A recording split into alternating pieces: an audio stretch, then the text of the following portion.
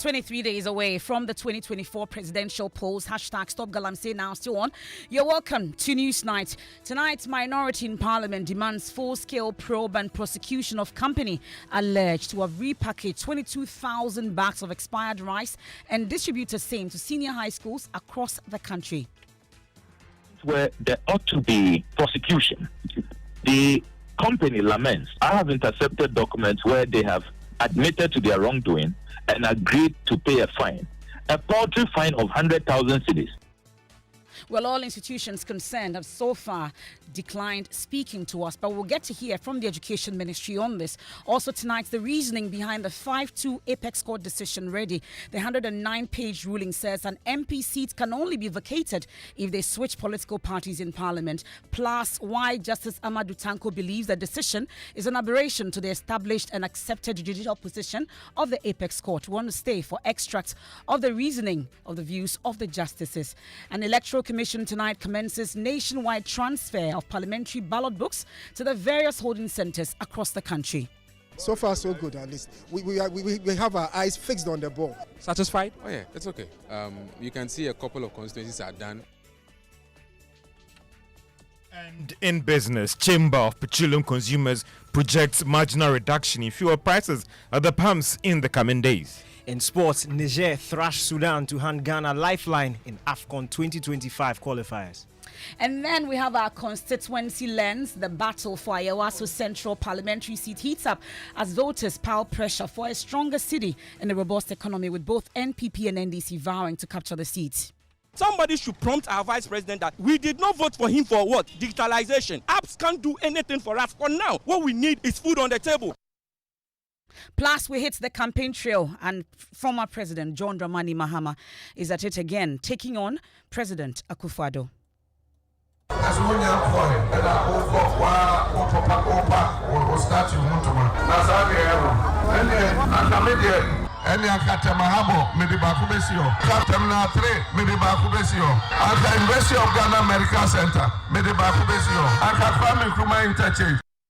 Well, we hit the campaign trail shortly. And it's finally here is the Joy Prime Made in Ghana Fair, the one-stop destination that guarantees the proper Ghana experience, display of Ghanaian inventions and rich culture. Everyone here is very excited, and as I look around, I see beautiful things, and wherever you are, I believe you should come and enjoy with us, be a part of this celebration of Ghanaian creativity and craftsmanship. I'll give you details of the launch and live at the Good Park at the Accra Mall. That and more here on Newsnight. I am Emefa Apau. Please do join us with your thoughts. Your comments is via WhatsApp is 05511119997. We're live on Joy 99.7 FM here in Accra, in Kumasi on Love 99.5 FM, live on myjoyonline.com. X Spaces, we're there. You can.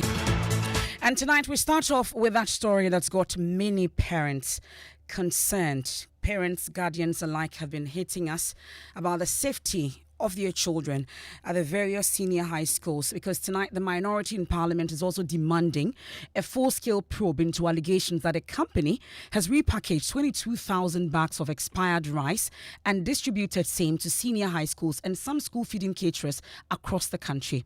Well, according to the North Tongue MP Samuel Okujeto Ablakwa, who's been publishing the information, the FDA investigated the company for illegal repackaging of the rice imported from India and imposed an administrative charge of 100,000 cedis, a charge the company has paid half of and allegedly refused to pay the rest. Mr. Ablakwa also claimed this consignment of expired rice has already been consumed by students in senior high schools. Listen. My investigation has revealed that the National Food Buffer Stock Company clearly conspired with a company known as Lamens Africa Investments Limited. And they use the buffer stock storage facility in Kumasi, in the Ashanti region, to repackage expired rice. They brought in rice from India. The brand is Moshosho rice, which expired in December 2023. That was the best before date. They then conspired with the buffer stock company to use their premises for rebagging.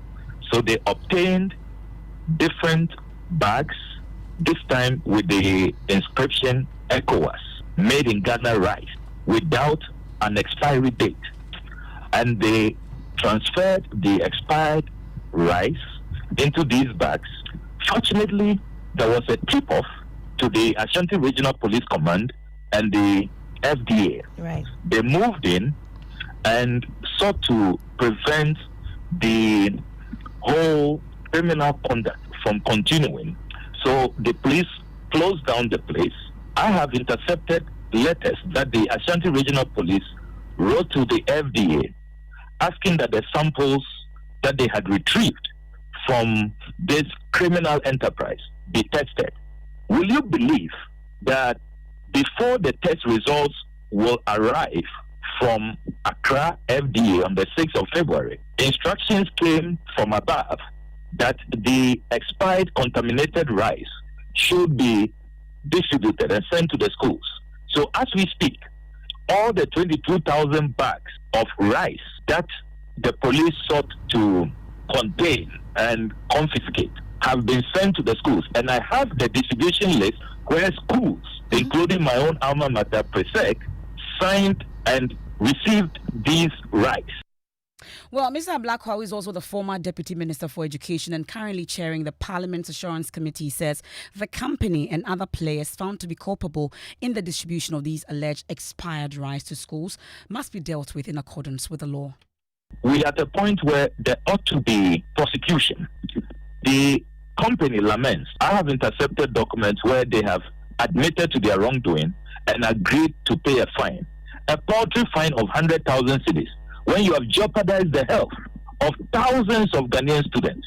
And even the fine, they've only paid half, and they can't be located to pay the rest. Can you believe that? And what makes this whole scandal so frightening, so traumatizing, is that the FDA results shows that the rice was so contaminated. It had insects. It had a very high fat acidity. And medical doctors who have seen the FDA test results say that this rice should have been destroyed. It's not even good for animals. Well, Mr. Ablakwa, you are MP and head of the Assurances Committee in Parliament. What further steps are you taking on the matter? So we have discussed, we've had a meeting with the leadership of our caucus. I've also had discussions with the leadership of the Education Committee and members of my committee. We are collaborating on this. We are immediately demanding that the IGP arrest the directors of Lamens Investments Africa Limited. And then we are demanding questions. We're demanding answers to these questions. Why is it that the FDA, the Ashanti Regional Police Command, their work was truncated, orders from above, and they were not allowed to destroy the rice? We need answers.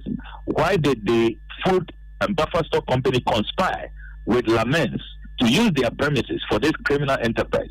Why did the Food and Buffer Stock Company not register their premise, their storage facility, with the FDA as the Public Health Act at 851 requires? So if you look at the chain, there's so many institutions who have questions to answer, who have let our students down, have let parents down, have let the Ghanaian people down.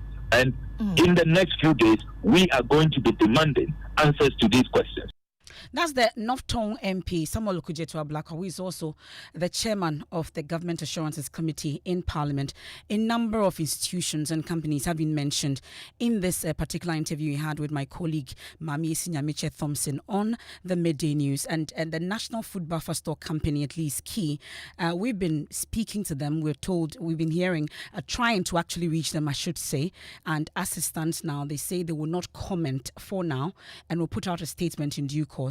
We've also reached the Food and Drugs Authority, which conducted the initial investigations into the matter and even imposed an administrative charge on the company, from what we are told. They've also declined comments as of now. They tell me they will issue a statement in due course. But we've not been able to reach Lamens Africa Investment Limited, the company which is allegedly involved in repackaging expired rice imported from India and delivering to our schools. We are told this happened in February. But thankfully, the Ministry of Education, PRO, Kwesi Kwarteng, is joining us here on Newsnight. We are grateful for your time here on Newsnight, Mr. Kwarteng. So tell me, since this story broke, I'm sure you've been working and trying to find out what exactly is this. Really, what's your initial briefing when it comes to this issue? Thank you very much, MFA. Let me state that the ministry's attention has been drawn to the allegations that has been made by the Honorable Samuel Okudzeto-Ablakwa.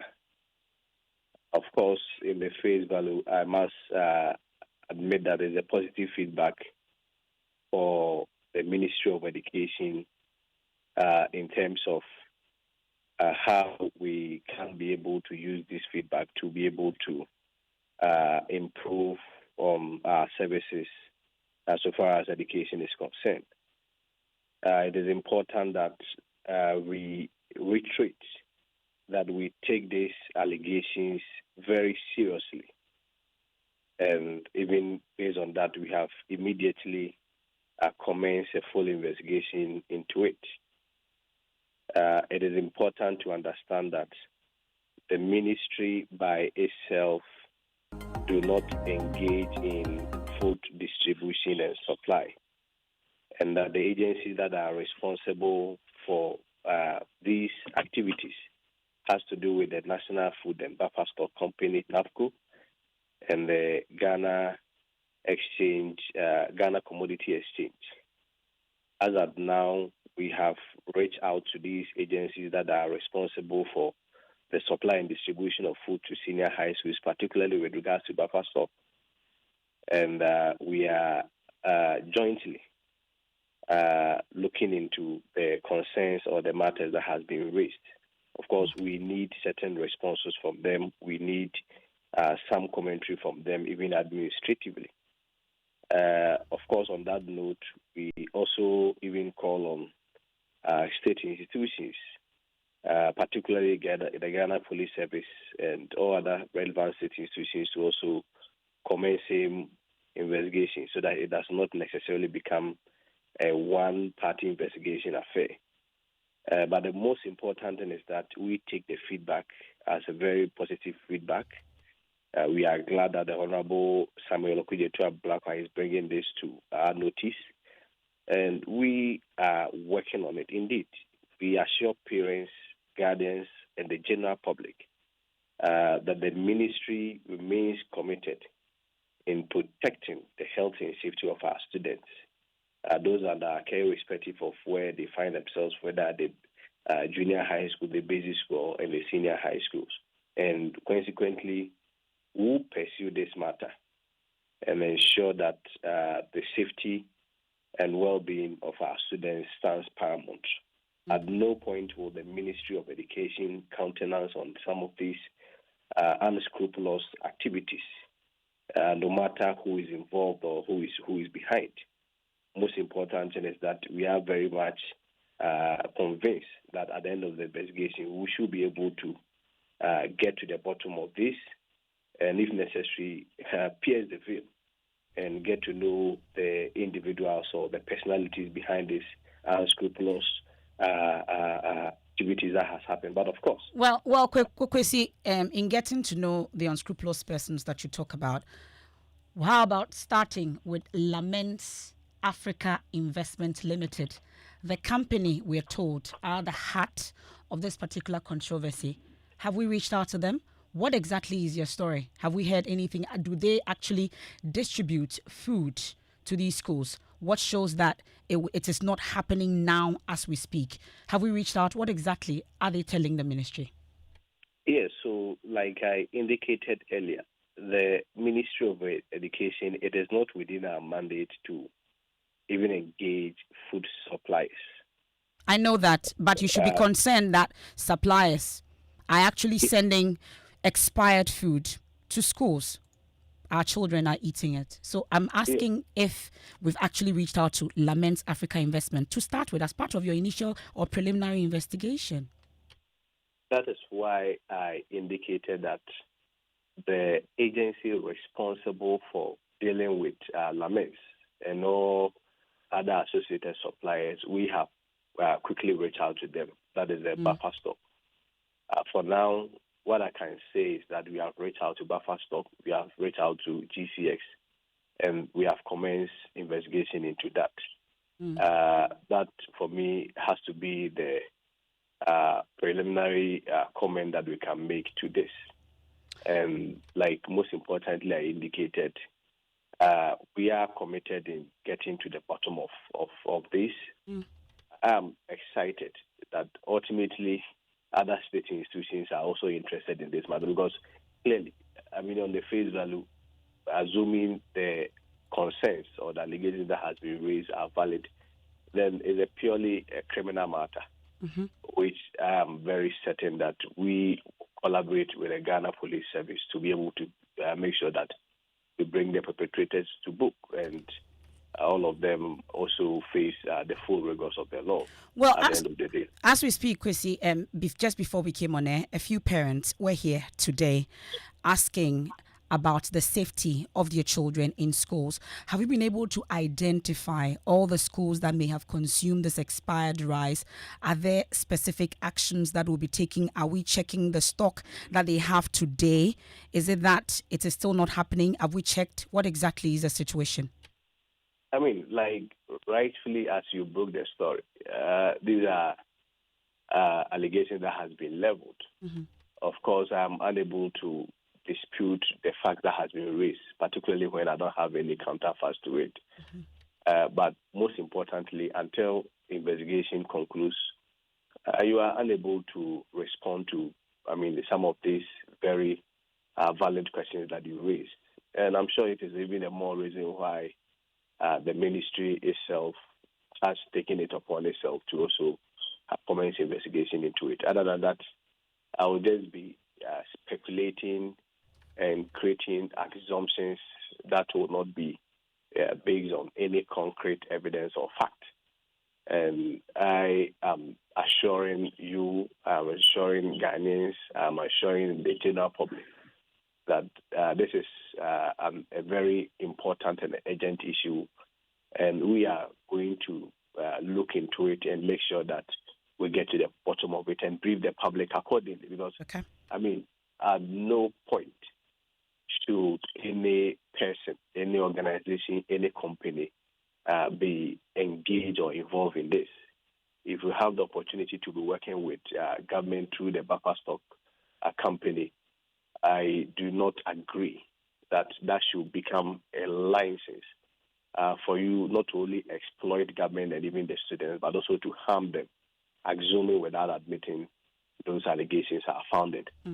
But I think we'll be able to get more clearer details if we are able to investigate it fully or when investigation terminates. Okay.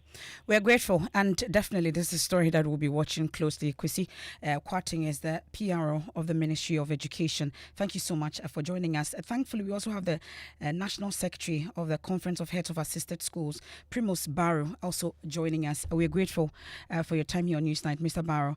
So over the period, we've been talking about the quality of food that is fed to our children. And today it is emerging, at least the allegation that we're hearing is that some expired rice was rebagged and distributed across the country. I'm sure this is a story that you've heard. What exactly are the steps that we're taking, or maybe your initial reaction first, then we'll talk about the details? Good evening to you, and good evening to your listeners and Mr. Kwarteng. I must be frank with you. I have hopped from one meeting to the other since yesterday, and I'm even on my way back to my station when I had a call from Joy to speak to this issue. My initial comments will be that, as Mr. Kwarteng rightly put it, and before man and God, I wouldn't want to pull the horse before the cart. This is the first time. This is the first time I'm actually hearing this story. I mean, since we started having this emergency distribution of food items, since we reopened, frankly, the situation has not been very stabilized. We've conversed with the minister on the issue, and some steps have been taken in the past few days to beef up the food supply in the schools.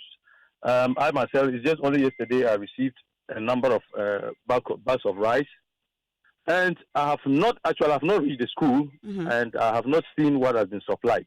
This is actually the first I'm getting this information from Joy News. Okay. And I just pray. I am praying, and I want to believe wholeheartedly that this story turns out not to be true. If it turns out to be true, then this will go down as one of the most unfortunate incidents as far as feeding in our schools is concerned. And a lot more questions and a lot more issues will emanate from it. So I will not want to comment on it. It's an assignment for me. I'm not sure my president has heard of it. We spoke this evening, but I'm not sure he has had any indication of that because he would have mentioned it. So it's also an assignment beyond this call. We also call our colleagues across the country, our leadership across the country to find out what the issue is. I don't know whether when the issue was coming up, whether some specific regions were mentioned, where Lamens particularly is supplied. I don't know where exactly is supplied. If they were mentioned, that would have made our work easier. I can assure you that we're also going to keep a very close eye on this issue. This definitely cannot be a secret that anybody will want to put under the carpet. Okay. I can only urge that our colleagues who are affected by this issue should boldly come out, and then I'm sure the ministry, as Mr. Kwarteng has rightly put it, the ministry themselves will have an interest in dealing with the issue appropriately. Well, that's my initial comment on this. Okay, so from what he told my colleague, at least from what Mr. Okudzeto Ablakwa told my colleague Mamiesi, it does appear that is a bit more prevalent in the Greater Accra region. He talked about a distribution point at Presec, amongst others. But have you heard about ECOWAS made in Ghana rice? I have not heard about it. I haven't seen it. Okay. Yes. So that's what we're told, that's how it is branded. But what's the state? Because since the story broke, though, we've been hearing from a number of parents who are calling in, wondering about the kinds of food that you're feeding our children as we speak. What's the state, the current state of the food? What would you say? How would you describe it? You mean the general state of food in our schools? Exactly. Well, I must say that as has always been the case, it cannot be a uniform situation. But generally speaking, what I can say is that our members have complained bitterly about the supply of food items since the reopening of schools. We haven't made that, we have not sat with the issue as national officers. We have engaged our Director General. In fact, as I talk, there's an official communication to that effect, which I know by tomorrow morning it should hit them. Okay. So we are asking that more food should be supplied. Especially what is true, and I can speak for Upper West in particular because we are still collating the issues. That's why today we could not even finalize the official communication. We are trying to get the coalition from across the country. But in most cases, what is happening is that it is rice that is going around the schools. Most schools, Upper West, for example, aside rice now, we do not have any food item. Virtually, do we have any of the cereals? And that is a big challenge for us. Other regions may have because of, number one, who supplies. Because we have different suppliers supplying the regions and some other reasons. But generally, the picture is not as good as we want it to be. Okay. There are challenges in that respect. That much I know. But I cannot put percentages. I cannot put figures to that. By tomorrow, we shall have a very good idea of what the picture is. But generally, I can say that generally, the supply of food items to school is not what we expect. Something needs to be done more urgently. Well, but just before I let you off, though, do you know about Lamens Africa Investment Limited? Oh, sure. I know about Lamens. They supplied our region some time ago. Yeah, some time past. For now, they are not supplying our region. They don't supply my school. Yes. But I know of Lamens as one of the suppliers, to buffer stock. Yes. Okay. Mr. Barrow, we are grateful. Yes, that's the National Secretary for the Conference of Heads of Assisted Schools there, interacting with us on that allegation put out by the North Tongue MP, Samuel Okudzeto Ablakwa. And of course, the ministry is giving assurances that they are actually looking into this matter and will give us updates as and when we get it. But just before I bring in George, we are learning this evening about the details of that Supreme Court ruling or judgment this week, and they've provided a detailed explanation for its decision to uphold the suit brought by Majority Leader Alexander Afenyo-Markin. Well, according to the Apex Court, a member of Parliament is deemed to have vacated their seat if they change their political affiliation and continue to serve in Parliament under a new party identity. Well, this ruling also supports the suit filed by the Majority Leader, clarifying that the relevant constitutional provisions apply only within the current term of Parliament. Well, the 109-page document also goes on that the court specified that Articles 97, 1G and H of the Constitution does not extend to future parliamentary terms, such as when NP runs for election under a different political party in subsequent elections. Well, the Supreme Court emphasized that an MP seat must be vacated if they switch parties while holding office within the same parliamentary term. In other words, I should say, changing political affiliation during a parliamentary term while remaining in Parliament will lead to the loss of their seat. Other portions also address the situation for independent MPs, making it clear that if an independent MP joins a political party while serving their current term, they must vacate their seat. The ruling elaborates that the constitutional provisions should be viewed in the context of the existing term of Parliament, while they do not intend to also regulate future candidacies or the electoral ambitions of MPs who wish to contest under different political parties in the future. Now, it follows from the above, therefore, that the only plausible conclusion which must necessarily flow from a holistic and contextual reading of Article 97 1G and H is that an MP seat shall be vacated upon departure from the cohort of his elected party in Parliament to join another party in Parliament while seeking to remain in that Parliament as a member of the new party. So that's been the justification that that 5-2 decision is giving, at least on the side of the 5. Now, we also have extracts of the dissenting views, the two, on this matter. Justice Amadou Tanko is one of the two, and I quote portions of his writing, or the reasoning in that judgment is that I do not hasten to proclaim that I have apprehended with despair the majority's conclusion in this suit, but I state with utmost deference to the Honourable Chief Justice and the rest of my brethren in the majority that not only do I fundamentally disagree with their conclusion, I, with all due respect, also find the decision an aberration to the established and accepted judicial position of this court, which with profound respect, I hope, in no distant future, the resultant usurpation of the constitutional prerogative of the High Court incidental to the majority decision will be reversed. These are just extracts of the 109-paged reasoning of the Supreme Court 5-2 decision this week. And we're breaking it down more for you, for your understanding. There's more also on myjoyonline.com. on this. George, to quote your expression always that you use, I mean the blow-by-blow detailed account, of this thing to let us appreciate. I mean, you always find these rulings very interesting to see how some of the judges really stand by, I mean, their position and decision with respect to how they are convinced that that is the way to go. And they will never miss a point why they think that it should go that way. Exactly.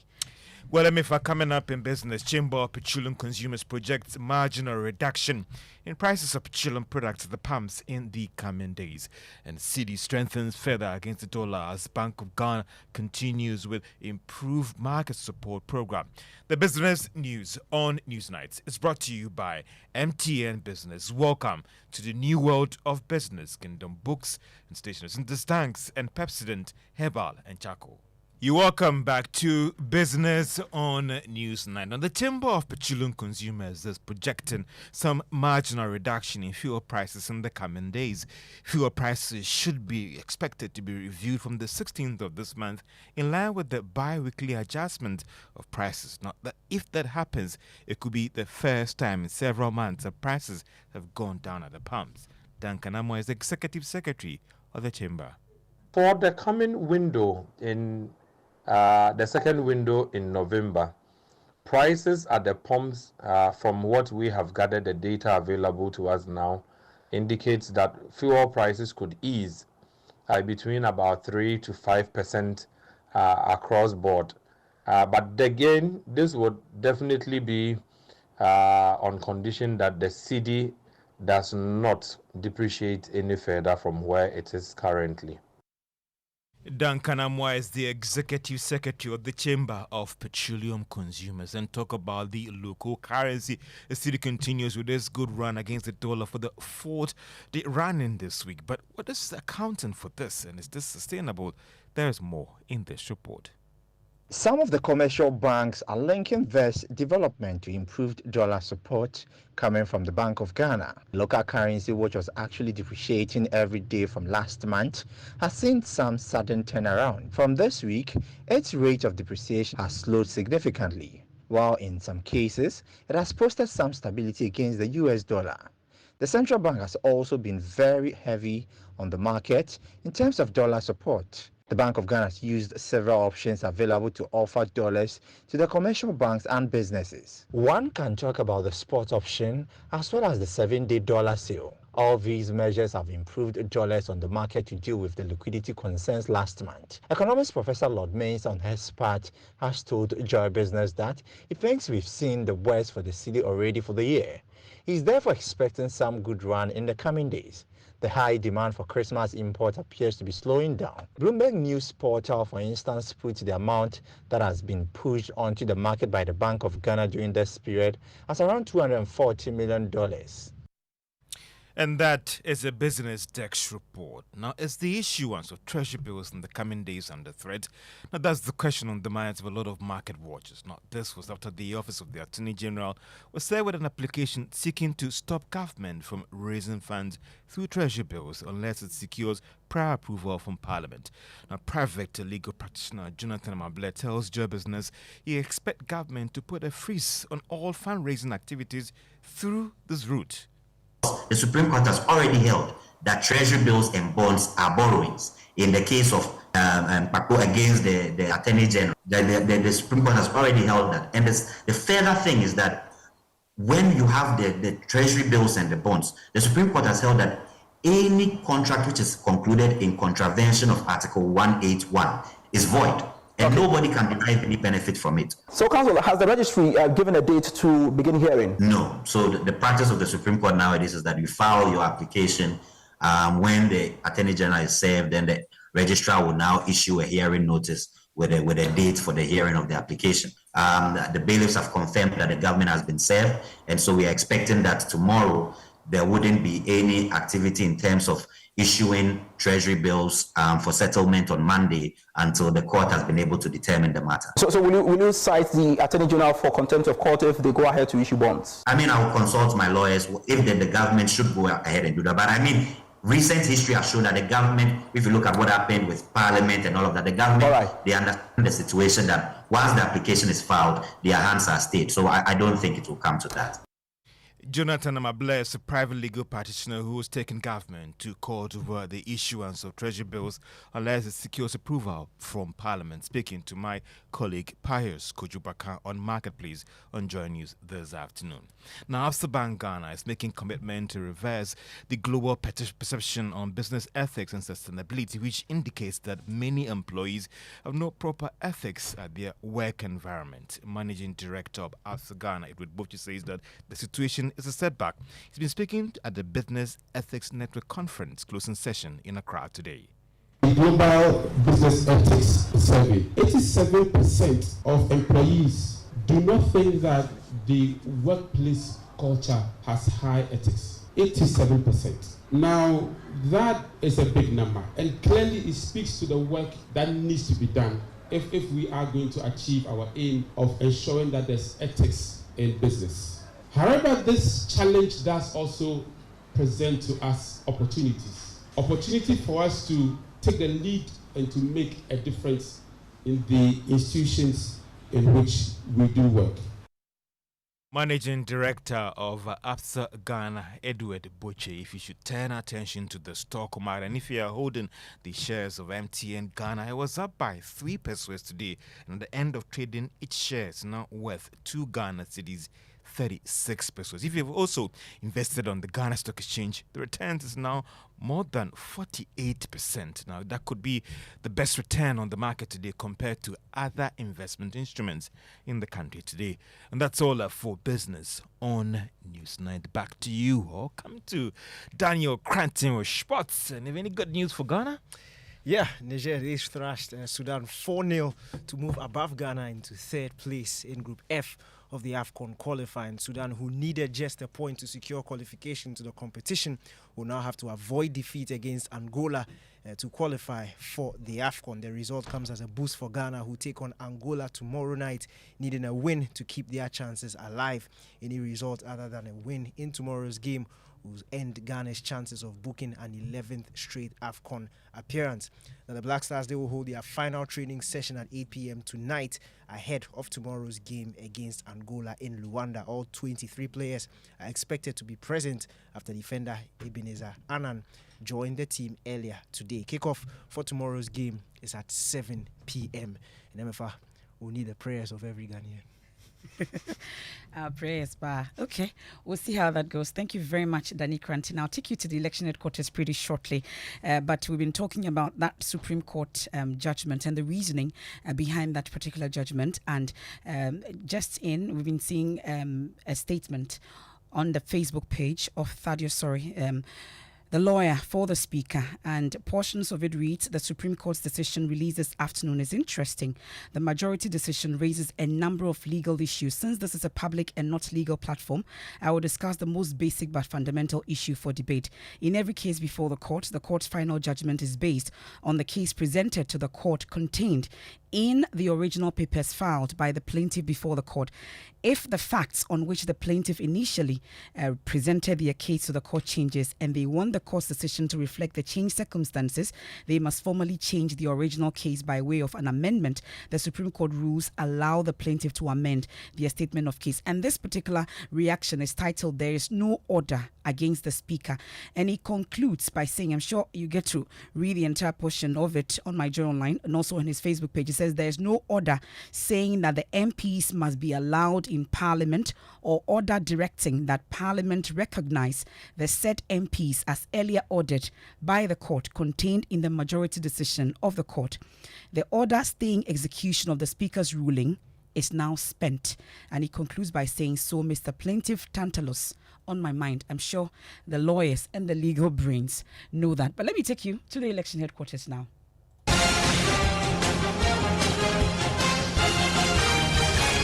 Election Headquarters is brought to you by Petrosol Platinum Energy, Energizing Dreams, Chopbox Technologies, a convenient service, German Ozone Medical Center, Alternative Therapy, Dental, Wellness and Beauty, the Chartered Institute of Management Accountants, CIMA, and the American Institute of Certified Public Accountants, AICPA, together as the Association of International Certified Professional Accountants, Youth Bridge Foundation, bridging the gap for positive youth development, Syntex Tanks, Air Strong, Air Tough, and Potential Real Estate, your trusted partner in real estate.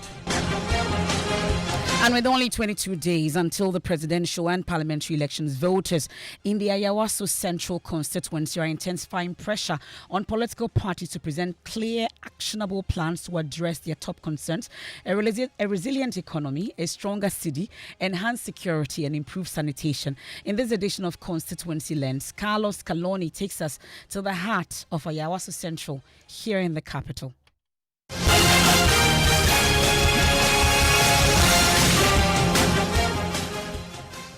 This is one of the constituencies that has remained loyal to the Elephant family since 1996. The NDC has never won this constituency. The current MP, Henry Korte, won this for a second term with 52.89%. But with a projected voter population of 74,912, according to Ghana Report Election Data Center, will the NDC be lucky this time? We don't know. But what are the issues on the heart of electorate here in the Ayawaso Central constituency as the 2024 election approaches? For me, I think we are going to vote based on our economic issues. If you could remember, during 2016, they campaigned about the economic issues. So it's the same thing. We're going to what? To vote against them out. Because now we are buying KK for here at Circle, 7 cities. It's too much. Even Circle here, you can't get even common fish, 10 cities. Nobody can get 3 square meal a day to eat. So I look at my pocket once I can vote. But some will also argue that you probably have kids and your kids are benefiting from the free SHS. Yes. So that is also an angle you should look at. I cannot say it's fully free senior high school because why? We pay the exams fee, we pay this chair exams fee and everything we have to pay. What I'm looking at to vote this term is the economy. I've been here for more than 15 years, no, 20 years, and I have realized the bad one, the good one, and the ugly. And I must say that this current one is the ugly one because the problem that we are facing is too much. You come to town and you cannot even raise 100 cedis in a month or in a week, which is of course very bad. Again, you go home, your electricity is high. Every 5 days I have to buy electricity, 50 Ghana cedis. I'm a family of 4. I only have fridge and TV, and it's too bad. One, when it comes to security, for here I cannot say much because we have an MP who has been an interior minister for over 12 years. Our street lights are not working, starting from Odo Rise to Pick Farm. Sometimes if you don't take care, before you realize you've used your car to hit somebody. Our security system here is bad, especially when it comes to what? The street light. It's not working. Now, let me talk about the economy. When our vice president was then in opposition, he was saying that somebody was incompetent. At that time, the dollar was 4 point something. Kenke was 1 cedis, 50 pesos. Today, Kenke is 7 cedis. It's 7 cedis, 10 cedis. Where I used to use 7 cedis to buy food, today when I go there, I have to use 30 Ghana cedis. And at that time too, he was saying that man was incompetent. Today, that same man that we are touting today as a digital man, he never built a digital center nor a data center. But people are channeling, praising him. Meanwhile, he has run away from his responsibilities. He is an economist. We are asking him today, dollar is 17 point something. Somebody should prompt our vice president that we did not vote for him for what? Digitalization. Apps can't do anything for us. For now, what we need is food on the table. Now, away from the street, what are the concerns of market women also here in the Malam Atta market? The issue about the school and the lights. The lights too, they said they have brought another new this thing and it's running fast. So this year for the election, we want us to change the bill for us. Education is what is worrying me particular. What do you want done about education? I want them to do that free SH. Me particular, I don't like it because it's more than we pay the school fees. It's more than we pay the school fees because bring this, if you make the total, it's higher than free education. While indeed the NDC and the MPP have also outlined how they intend to address these concerns. But the big question is, will this proposed solution from the two parties influence voter decision here in the Ayawaso Central constituency? My name, as always, is Carlos Kaloni. And that's our constituency lens. You want to catch the full episode at 8 p.m. on the Joy News channel. Stay a while longer in the election headquarters, and the Electoral Commission has begun the 6-day process of transferring ballots for the parliamentary elections from printing facilities across the country. Michael Ashali joins me in studio. Michael, what are we learning? What did you find? So from the Greater Accra region, we move from InnoLink to the Greater Accra Regional Command, where the political parties dividing themselves amongst the various constituencies. This is just for the parliamentary ballot, I must say. And they looked at the seals that came from the printing house. They'll break it, look at the content, check the serial numbers of the ballots. When they are done, they'll seal it again with new serial numbers. Then when that is done, then they keep it in the armory of the police. Then on the 7th or the 6th of December, they'll go for it. Then you and I will have the opportunity to put our thumbprint on it at the end of the day. Okay. Well, we can't wait for details of that. And also tonight, the Ghana Anti-Corruption Coalition is demanding more political commitment in the fight against corruption. Another broad campaign called Pledge Against Corruption. The consortium of CSOs working to fight corruption say they would want political party manifesto to deal with issues of corruption. We can hear from some of them. We see that it's a big challenge. Citizens who are daring to report corruption have an issue because at the end of the day, they don't have enough evidence to support. So we spoke extensively to most of the political parties on this, that we need the law that supports this. So that if I say, for instance, Beauty is corrupt, Beauty, the public officer has done something that needs to be investigated, we should not wait for her to give us all the evidence to support. And I remember the current president made that commitment as well sometime back, but that's what under the bridge for us now. That was not done. Talk about inflation and the dollar exchange. we underrate the extent to which corruption contributes to it. Because if a project is costing 10 cedis and I'm doing it for 15 cedis because the politicians want it that way, I'm actually taking more money out of the system than is due, and I have a higher disposable income, and therefore I can spend that money, and that can cause inflation. First of all, the manifestos as we've seen them, none of them actually, in fact, most of them are vague on corruption, really.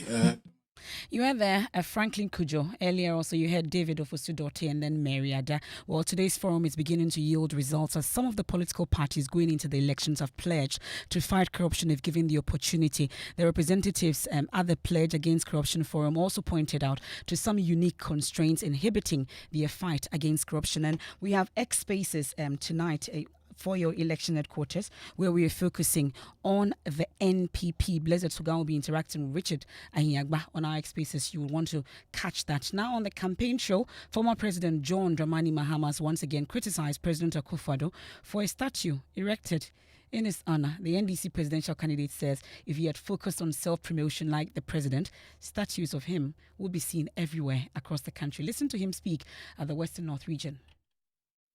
All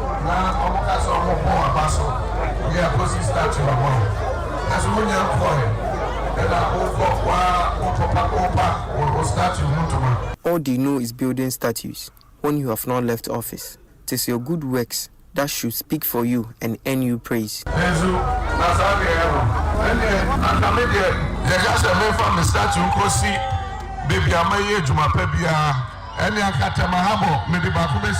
If that's the case, I might as well place my statue at every project I have completed. Airport, Terminal 3, University of Ghana Medical Center, Kwame Nkrumah Interchange, Kaswa Interchange, Kejetia Market, statue of Ghana hanging.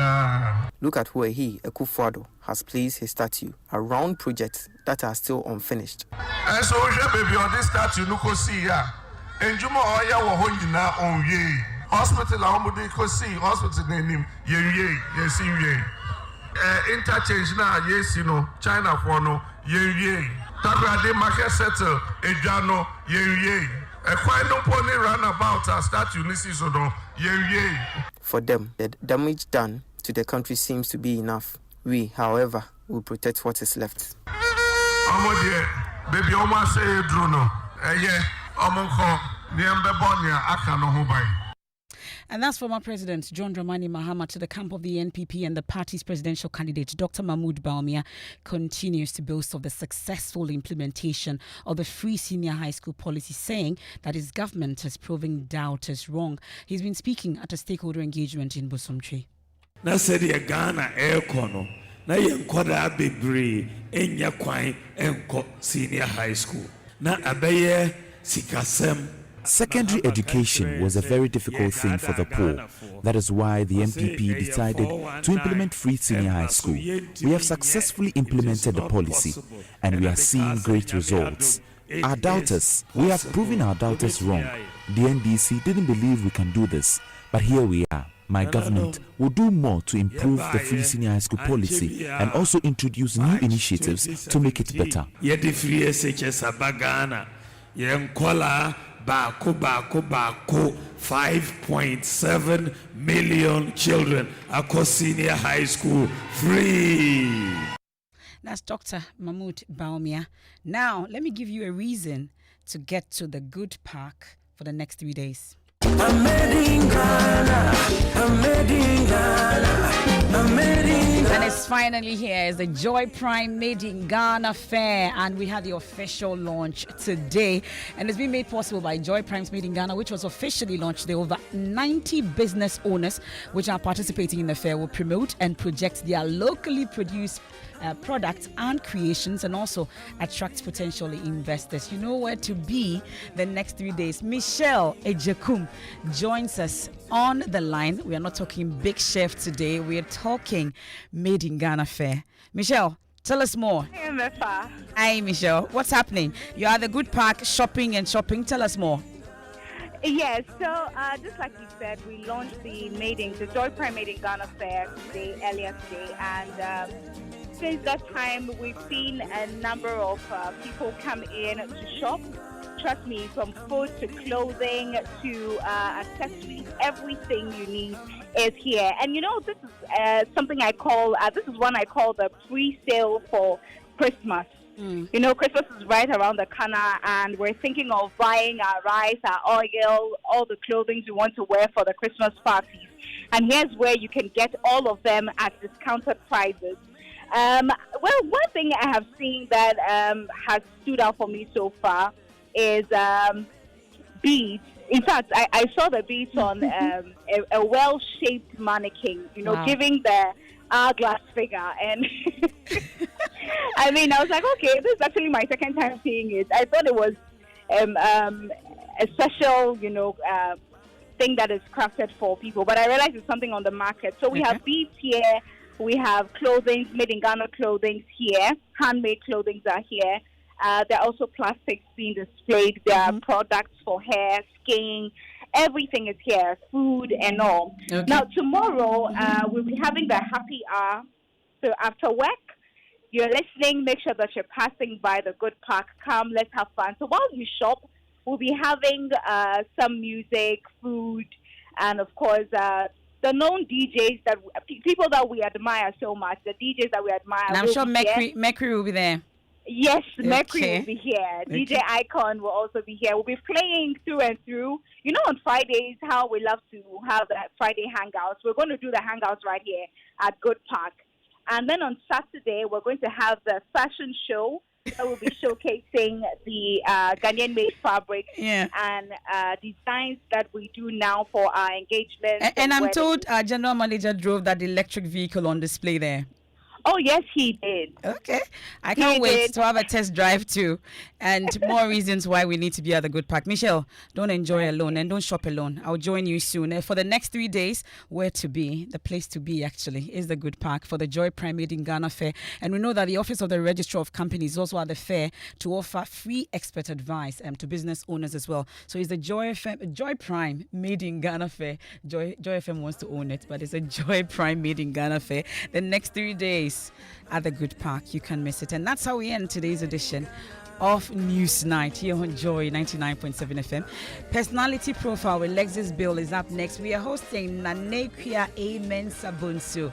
MD Prime Time Limited is a prime time production. You want to stay for that. I'm MF Apau. Have a good evening.